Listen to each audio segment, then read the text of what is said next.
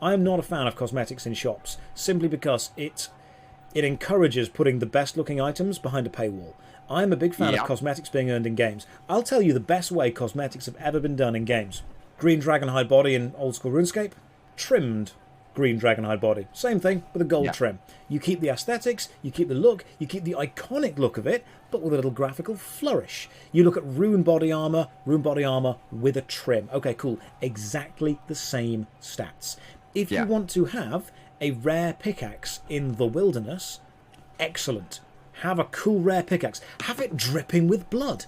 Have it made of a horrible black iron ore that's got a skull on it. That's a, hey, I'm in the wilderness. This is my wilderness pickaxe. It's really good. But then have an equally good pickaxe that you can earn by mining a hell of a lot. It doesn't look as cool, but the stats are. And this is one of the things that I'm a big fan of as far as horizontal progression goes. You can have multiple things in one game that have exactly the same stats as each other that look different based on how you got them. And I think Guild Wars 2 does this really well. So when they say the best pickaxe in the game, could it be the best looking pickaxe in the game? Exactly. And then could it be actually the same stats as everything else? I mean, Guild Wars 1 does it really well. Guild Wars 1, the best weapons in the game don't look that cool. But then you get the rarest looking weapons in the game and you're like, yeah, that's pretty badass right there. So I'm a big fan of if you want to put cool stuff in the wilderness, and that way if a player says, oh, but I really want the pickaxe with a skull on it. Okay, cool, go and kill someone for it. You want that? You've got to go and kill someone for it. But if you want a pickaxe that's just as good, that doesn't look cool, go and join the mining guild. I do think cosmetics are underused in a lot of MMOs now. And I think especially in RuneScape recently. Yeah.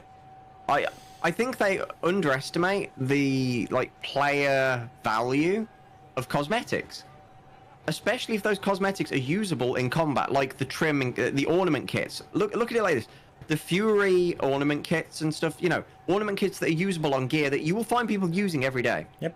Such a small thing, but so many people want them. I think the word cosmetics has become synonymous now with microtransaction and cash shop. And when you say, hey, I love cosmetics in games, what people hear is, I love spending money to look cool. That shouldn't necessarily be the way at all. No. A cosmetic override should be earnable in-game.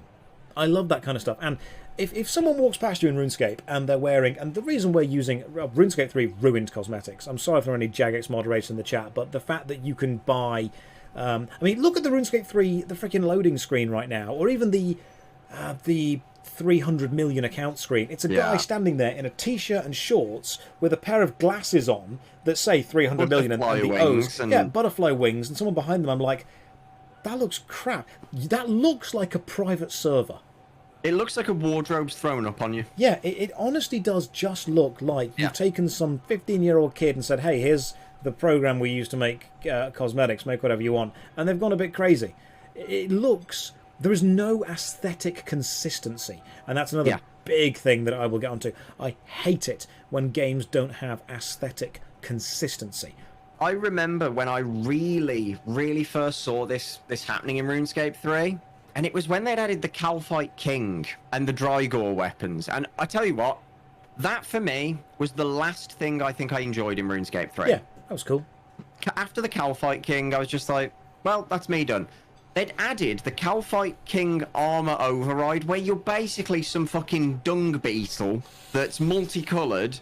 You look like you've been splattered in Play-Doh. Yeah. It was just so weird to look at, because it's like, what is this? This doesn't fit RuneScape. No, and that's I think one of the big ones, the identity.